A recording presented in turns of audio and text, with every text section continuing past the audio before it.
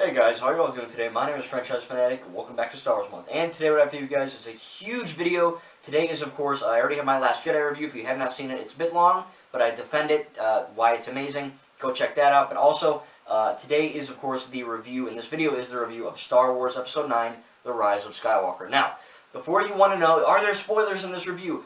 I have my list right here, and the first half is spoiler-free, and then the second half is going to be filled with spoilers. So if you have not seen the movie yet, I know it just came out today, really, but, basically, there are spoilers, but toward the end, and I'm going to tell you when the spoilers start. So if you haven't seen it, watch this video until when I tell you to leave, and then leave if you haven't seen it. So, let's just get into the kind of, stuff that goes into every movie. Again, spoiler-free right now.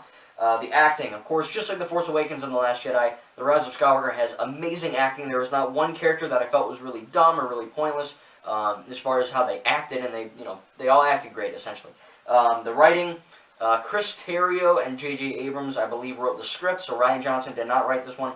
And I still think that Rian Johnson has the best writing in any Star Wars movie ever. There's nothing bad in this movie that makes me think it's not prequel bad, it's not original trilogy bad. The prequels in the original trilogy have good writing, but not perfect. It's pretty bad sometimes.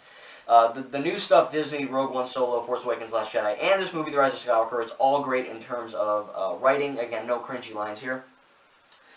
CGI, of course, this is easily the best looking Star Wars movie.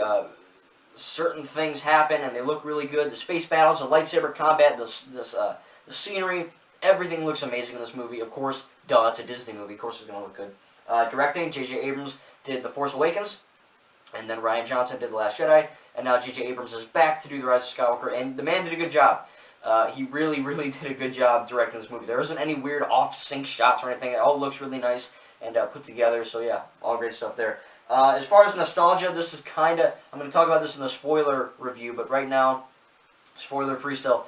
J.J. Abrams, if you go see my Force Awakens review, one of my issues I have with that movie is that it relies too much on nostalgia for cheap gags. And it works, but it's a bit of a lazy attempt to get you to go, oh, I know what that is, I know what that is, oh, look at that, there's the Falcon, there's that ball thing that Luke trained with, and Finn picked it up, and there's all this stuff in there.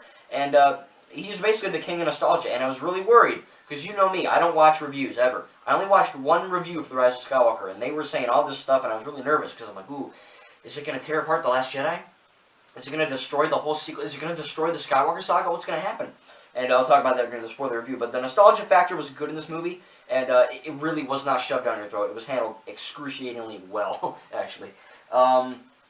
Addressing the hate, of course, like I said, I am a true Star Wars fan. I don't hate anything Star Wars. I have negatives and positives about Star Wars, but I don't hate it. I don't go, oh, Disney killed Star Wars, or Star Wars is dead, or SJW, Mary Sue. Again, those people can get out of my channel. I don't want them watching my Star Wars content anyway. They don't belong in Star Wars, to tell you the truth. If you have a real opinion, that's fine. But, those people, and of course you are going to get people, reviews that say, oh, it's the worst movie yet. It destroys Star Wars. And to that I say, okay, it's over now. Go away. Go watch Star Trek or something. But again, if you really don't like this movie for actual reasons, that's fine. You're entitled to your own opinion. But again, these hateful people are just, they really are like, they're a plague. And if you saw my Last Jedi review, half of what I said about Last Jedi is just addressing the haters and telling them why they're wrong and why we're right, And I hate to be kind of a dick and be like, oh yeah, I'm right, you're wrong. But on most of these reasons, it is true. It blurs the line between opinion. But again, if you really do have a real opinion on the writing or the acting or the story, or if you're disappointed, that's fine. But again, the hate is something different. How to make the others... What did I write here? How to make the... Oh, you're right. Okay, I can't read my writing. How to make the other two movies better. Now, a lot of people are saying that The Rise of Skywalker is just basically a big FU to Rian Johnson and what he did in The Last Jedi, and it doesn't make sense for The Force Awakens, and it really doesn't make sense at all. It's very, it doesn't work, and I'm here to tell you that it works. I'll talk about this during my spoiler review, but right now, really, it 100% works. It lifts up The Force Awakens in meaningful ways. It lifts up The Last Jedi in meaningful ways. So if you hate The Last Jedi, sorry. If you love The Last Jedi, I'm wearing my Last Jedi shirt, by the way. If you are a fan of it like me, and love everything Rian Johnson did, have no negatives at all, it is not a course correction. It is not. It really isn't. I don't know why people are saying it retcons Last Jedi. It's course corrective of the movie. It's not. It lifts everything up, and it is the definitive saga ending for the Skywalker saga. It's perfect.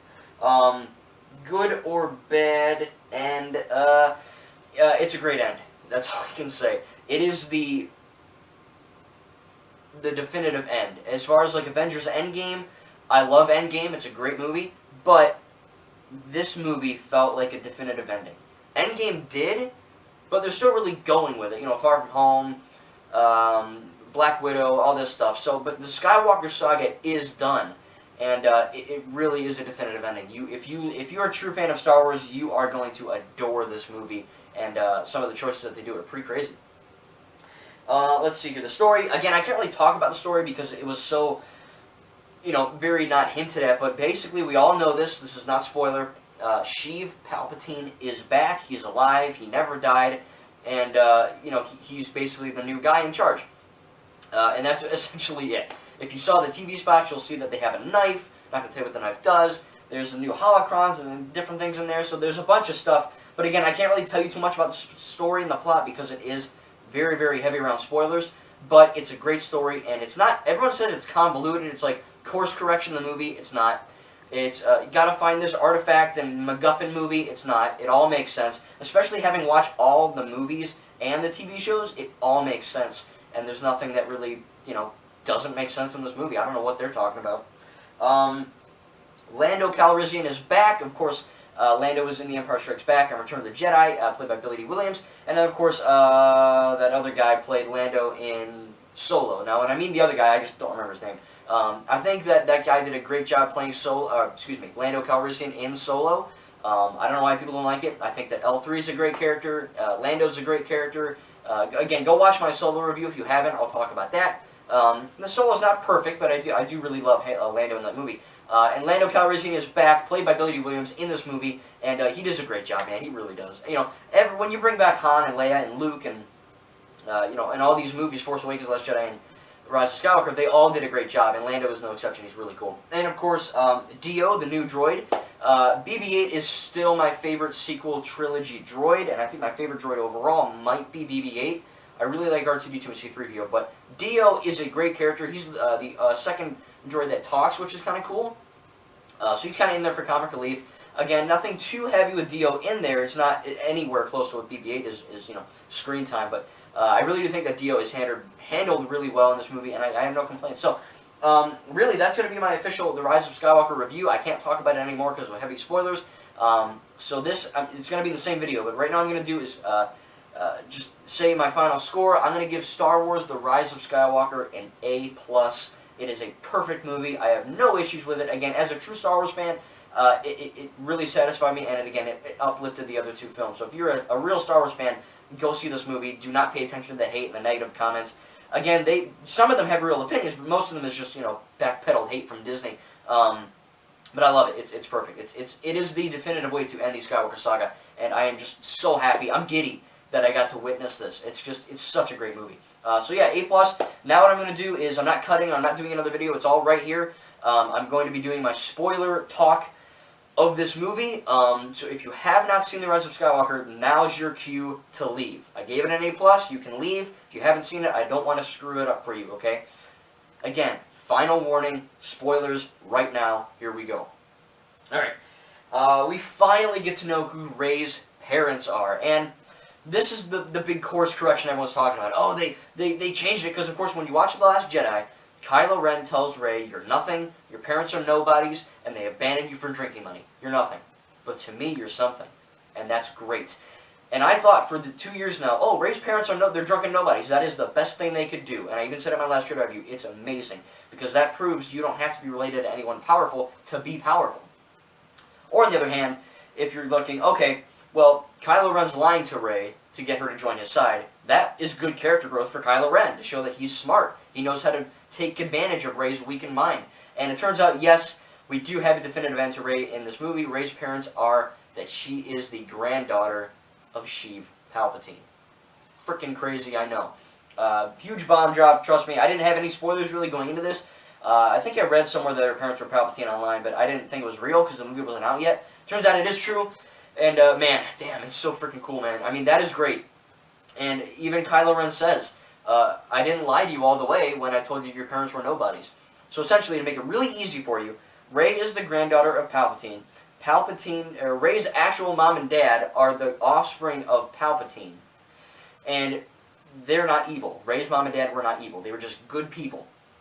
And the reason why they sold her to Unkar Plutt on Jakku was to save her from her granddaughter, Palpatine. Palpatine sensed how strong she was in the Force, right? And because of that, that's why. So Kylo Ren didn't lie. He lied when he said that they abandoned her for drinking money, because that made Rey feel not special. That was the lie. The truth, yeah, they did get rid of her, and they are nobodies. You know why Rey's parents are nobodies? And you're probably thinking, what, how? Because they're related to Palpatine.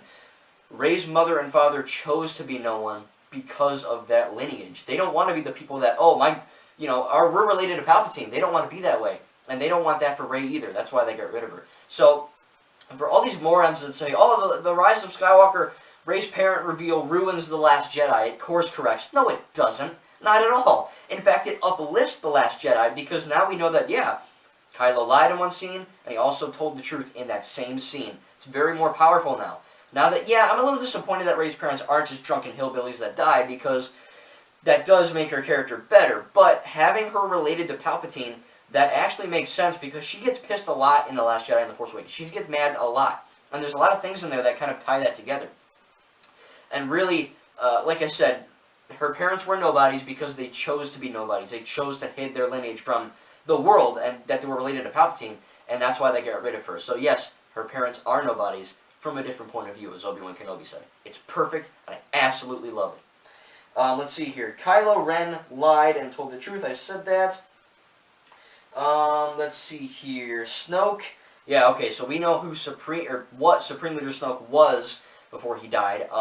And I stand by this. Having Snoke killed in The Last Jedi makes 100% perfect sense for Kylo Ren's character. Now that he gets rid of his master, he can become his own master. Perfect. I was really worried why he would rebuild his mask, and really, it makes more sense now, because in The Force Awakens, he had his mask to look scary, but he also hid from himself. He was scared to kind of admit who he was. And then in The Last Jedi, he gets mad at Snoke, and he breaks the mask, and he's comfortable being who he is now that he especially killed his master. And now he rebuilds the helmet to kind of instill that fear back. Look, I killed my master, I'm rebuilding my helmet. This is me also rebuilding my strength to the First Order. And I love that too. So they do explain it if you have a brain. And it's really, really nice. But again, Snoke, everyone wanted to hear in The Last Jedi, Snoke is this, Snoke is that. And it didn't matter. And it still doesn't matter in this movie, because you know who Snoke is? He's not Jar Jar Binks. He's not Mace Windu. He's not you. He's not me. He's not Mr. Rogers. He is a clone for Palpatine. And not necessarily like a clone trooper, but he's he's being pulled on a string. There's a very early on scene in the movie, which you remember, when Palpatine says to Kylo Ren, I've been every voice in your head that you've ever heard. And he goes to Snoke, and then he goes to Darth Vader. So Palpatine has been Snoke the whole time. He's the puppet master. Snoke is the puppet, and Palpatine is the master controlling him. And he's also been, remember in The Force Awakens when Kylo Ren talked to Darth Vader's helmet? He wasn't hearing Darth Vader, because Anakin Skywalker is Darth Vader, and he died on the light side of the Force. That's why he's a Force ghost. That's why he disappeared. He really, well, he didn't disappear, but you know what I mean. He, all of this going forward is essentially, it's amazing. It really, really is. Again, Snoke, with that in there, dying, it's great, but also in this movie, the fact that he is just this puppet by Palpatine is just amazing. And again, it uplifts the movie, because in Last Jedi you think he's just a nobody. Turns out he was Palpatine the whole time. Palpatine has been controlling this guy, Snoke, and talking to Kylo Ren through Vader's mask this whole time. And it's just incredible, it really is. Again, it uplifts The Last Jedi, because now we know that it was a Palpatine ripoff, sort of, And it's incredible, it really, really is. Let's see here. Chewbacca gets a medal for the first freaking time. That's amazing, right? Again, this is really a huge spoiler, but Chewbacca gets his medal, and every time I watch Episode 4, A New Hope, I'm like, why didn't Chewbacca get a medal? He killed the bad guys, he did stuff. And finally, he got his medal. Maz Kanata gives it to him, his girlfriend, I guess. I don't know if they're still a thing, but that is really, really cool, and I love that scene. The Wayfinder and the dagger. So, the dagger, which I talked about in the spoiler-free review, has the Sith encoding, where it kind of tells you where Palpatine is. And C-3PO can read it, but he can't give it back, because he was programmed to be, literally programmed to be a good droid. So he physically cannot read Sith encoding. Alright, so sorry about that, guys. Of course, my camera died again. This keeps happening whenever I talk about longer videos. But I'm going to press on and just kind of restart from the Wayfinder and the dagger. So again, C-3PO, they need to find this dagger with all this stuff in it, and they need C-3PO. He gets his memory wiped so they can read it, and of course that dagger leads to the Wayfinder, where they can then find a location to find Palpatine. So I thought that was really cool, and again, it was great. Rose Tico, a huge thing in The Last Jedi was everyone hates Rose. Rose is a terrible character, and I'm sorry, but you're wrong. If you watch my Last Jedi review, which is out now, the same day today, December 20th, she's one of the best characters in the entire Star Wars universe. Hands down, easily. There's no question asked about that. However, in this movie, I do feel like J.J. Abrams kind of sidelined her because everyone hates her from The Last Jedi, but I'm pleasantly surprised to tell you guys that she's in a considerable good amount of the movie. I mean, she stays back on the adventure with, Leia and everyone else at the Resistance base because she's needed, because she works that way. She's not a warrior, she works in that department. So that works. It's great. And of course, she is fighting in the very end of the final battle. So I really had no problems with Rose. I didn't feel like she was sidelined. I think that they did a good job incorporating her. Maybe not as much integral, for The Last Jedi. But in this movie, she does a good job, and her screen time is fine. So I have no issues with it. New planets. Of course, I don't really know the names of the planets yet. I just saw the movie like an hour ago, so everything's still processing in my freaking brain, but they all look great. Of course, we do get a shot of Endor in the end with the Ewoks, and man, I effing love that shot. The Ewoks look so great in this new Disney era. It looks really, really cool. But again, every planet is great. They're going to be in Battlefront 2 now, so if you play Battlefront 2, the new one, I believe you can go to these planets now. Online, I play offline only, so I think we're going to be getting that in January, but still, it's there. And Lego Star Wars The Skywalker Saga will also be getting these planets, I believe, as well. But yeah, the planet's great. Palpatine, here's the big thing. Did Palpatine die in the end of Return of the Jedi? No, he didn't. He literally, well, we don't really know what happens. We don't really get a flashback of him, crawling out of the Death Star 2 and rebuilding this crane thing on his freaking back like, Michael Fassbender in Assassin's Creed. But you don't really need that. You don't need everything that Star Wars explained. And if you do, you're, again, in the wrong franchise. I'm sorry. Again, we do know who Snoke is now. We do know Rey's parents. All that. And again, it just makes the whole franchise better as part of that. It doesn't destroy anything. But Palpatine living, a lot of people have this issue. Oh, Palpatine's back because he has to be. Right, because Snoke's dead. Well, no, were you not paying attention to the movie and the entire Skywalker saga? Palpatine has been pulling the strings, being Snoke, being Vader, being everyone since Episode 1. And when he died in Episode 6, well, he didn't die, but when he died in Episode 6, he's been gathering his strength and just being pissed a lot and, really like Darth Maul. If you're that mad with the dark side, you can't be killed. And that was the truth right there. And really, it makes a whole lot of sense that he's back. And even the first words, the dead speak. I don't like that sentence. It's really grammatically stupid. It doesn't make any sense. But it makes a lot of sense. The dead, Palpatine, are speaking. And, sending this whole thing. So he's essentially telling everyone that he's back and that he's ready to fight one more time with the Final Order. And I effing love that. But it makes a lot more sense that Palpatine has been masquerading as Snoke, puppeting him the whole time. Because Snoke says in The Last Jedi, I cannot be betrayed. And then what happens a minute later, he gets betrayed and killed. And we're like, that's stupid, he just said he couldn't get betrayed. That was Palpatine talking through him, just like Vader was talking through him in the helmet in The Force Awakens. It's all great stuff, and it just makes everything better. Palpatine is scary as hell in this movie, played by Ian McDiarmid, of course. In every movie he's in, he's always been Ian McDiarmid, which is great. He's in the prequels and the originals, and now, of course, he's in this. And he does a great job. Great actor, everything's fine. He's scary as heck, too. He's really effing scary. But realistically, for him to be back, it makes a lot of sense. And he's not just back for this movie. He's always been back. But he's been gathering his forces and gathering strength to finally unleash his Sith power in the very end. And I love it. Luke, okay, here's the cool thing, man. Oh, man, I flipped out in theaters. My theater wasn't very packed. There was only maybe like 5 or 6 people in there. And it was fine. No one flipped out or anything. I didn't flip out, but I kind of went a little crazy because Rey's about to throw her lightsaber right after Ben throws it. And Luke Skywalker, as a ghost, Force ghost, catches it. And at first, what Luke says got me really mad, because I love The Last Jedi, and I think when Luke threw the lightsaber on Ahch-To behind him, that was the best thing he could have done. It makes all the sense in the world. And again, go see my Last Jedi review. I explain it perfectly there, but it makes a lot of sense for him to throw that thing, because he is disillusioned by his own failures. And now that he isn't the Last Jedi, and that he died in peace, and that he knows Rey and the next generation of Resistance fighters have, they got this, Luke is a lot more relaxed. He's funnier. He's smiling a little bit more. He's enjoying himself as a Force ghost, knowing that the galaxy's in safe hands. And he even catches the lightsaber and he says something like, "Is that a way to treat a Jedi weapon?" And at first I was like, oh, that's just JJ saying fuck you to, Ryan. Just, oh, way to go, you ruined Star Wars, Ryan. But then I think about it for 2 seconds, and it makes a lot of sense. Because, again, Luke in New Hope was very immature. Luke in Empire Strikes Back was very, again, kind of immature. He rushed into things. He gave up too easily. And Luke in Return of the Jedi was very enraged a lot. So he was never perfect. And Luke in The Last Jedi is very disillusioned because, yeah, he did create Kylo Ren. But, again, he died one with the Force, knowing that everything's going to be fine. Knowing, through that talk with Master Yoda, that failure is the best teacher. Then tying the whole Last Jedi film together. But with this, catching the lightsaber and kind of knowing, yeah, is this a way to treat a Jedi weapon? Because reason he just did that too. And that's not J.J. Abrams saying, "Ha, Ryan, you're an idiot." That's J.J. paying homage to Ryan. Because when Luke throws it over his lightsaber, he's in a completely different mindset, and a negative one, to when he's a Force ghost, one with the Force, and he's all happy and good. He catches it and he said, "Now, Rey, don't do what I did, because that was a bad thing too." Luke always makes mistakes. Luke made a mistake at every turn he made, essentially. Except the one that made him defined as a legend, and that essentially made a mistake in that as well.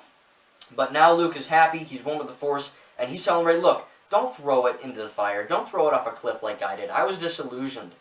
I was disillusioned. I wasn't with it. I had all this guilt. And he even tells her, confronting fear is the destiny of a Jedi.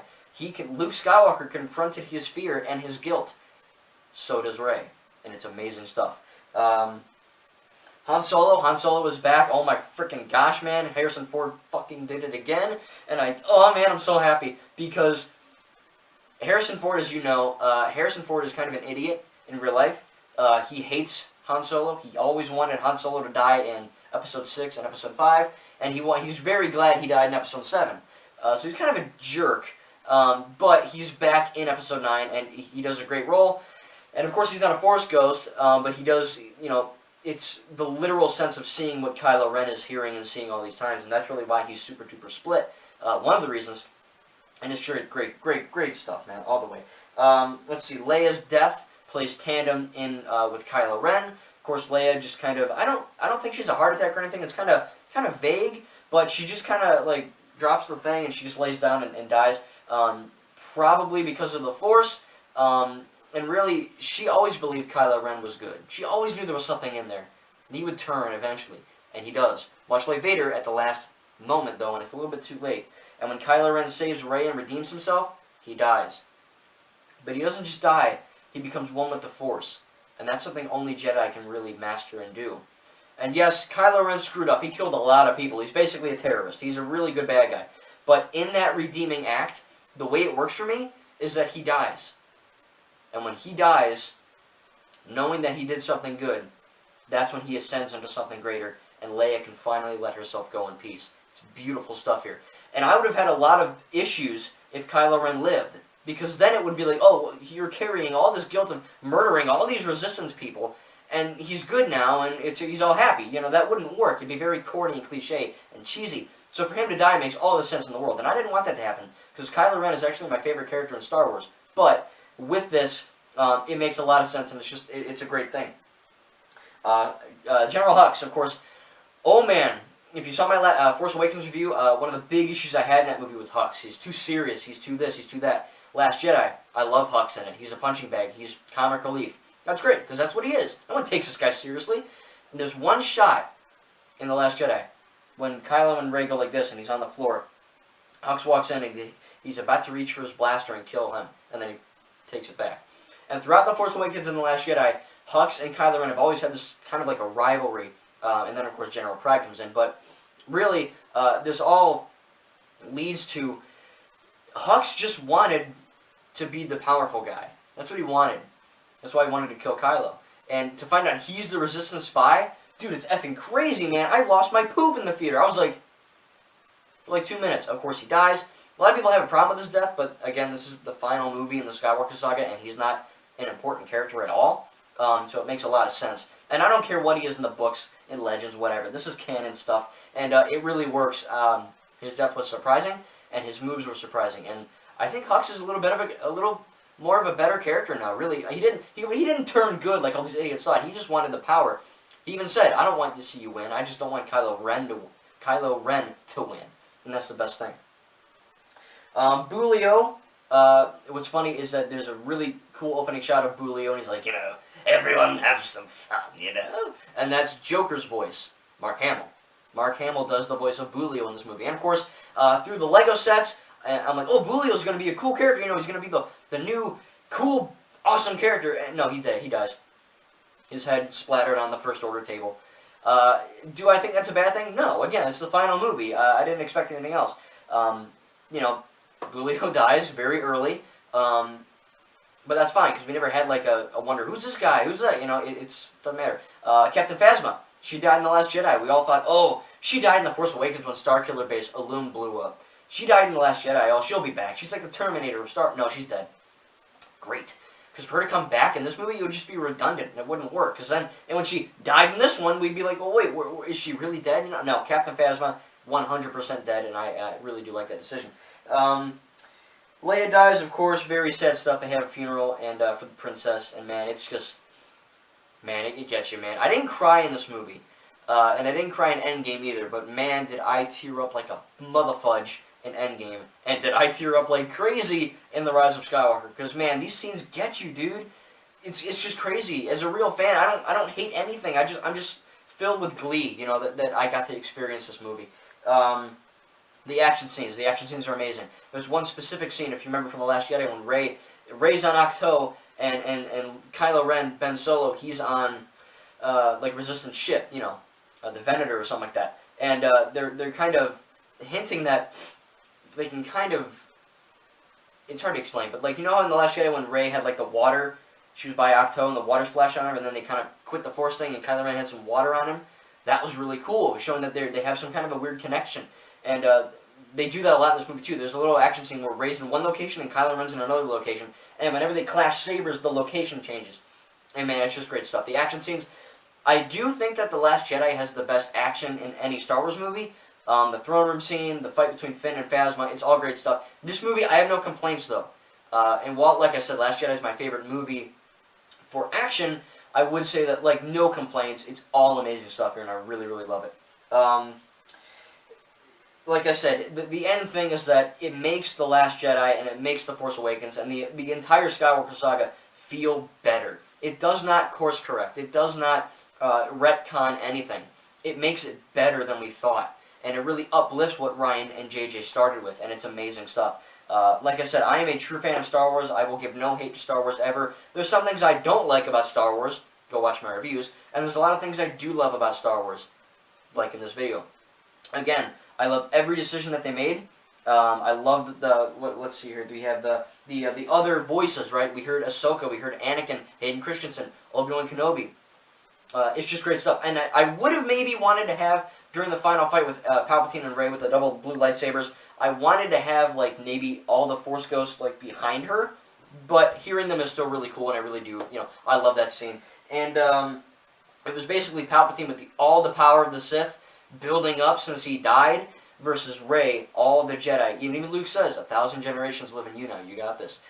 And yeah, like I said, guys, this is the perfect way to end the Skywalker Saga, Episode 9. I love this movie. Of course, like I said in my spoiler-free review, part of this video, A+, no negatives whatsoever. I will never understand the hate for Star Wars, all these decisions. I just kind of course-corrected, or not course-corrected, but corrected all the haters. Again, if you are a hater, I'm sorry you are that way. I'm not going to call you an idiot or you'll kill yourself, because trust me, the haters told me that all the time. They're very disrespectful, some of them, and childish and immature. But if you don't like this movie, that's fine, if you have real reasons. But if you're just, oh, Disney killed it, lame, uneventful movie, it's just like, is it really though? Again, so all I'm saying is, I'm a real fan of Star Wars. I know most of my viewers, I know you viewers are too, but like I said, this whole fake real fan thing and the Mary Sue, none of that is going to actually stop, and I'm done talking about it because we know we're right, right? Anyway, with all that being said, again, A+, The Rise of Skywalker is the conclusion to the Skywalker saga, all 9 films. I absolutely love this movie, and it is the perfect ending to what I would have wanted. Again, it uplifts The Force Awakens, and it uplifts The Last Jedi in every single way. I can't wait to see this movie again. Thank you guys, may the Force be with you, and we'll see you guys in the next video.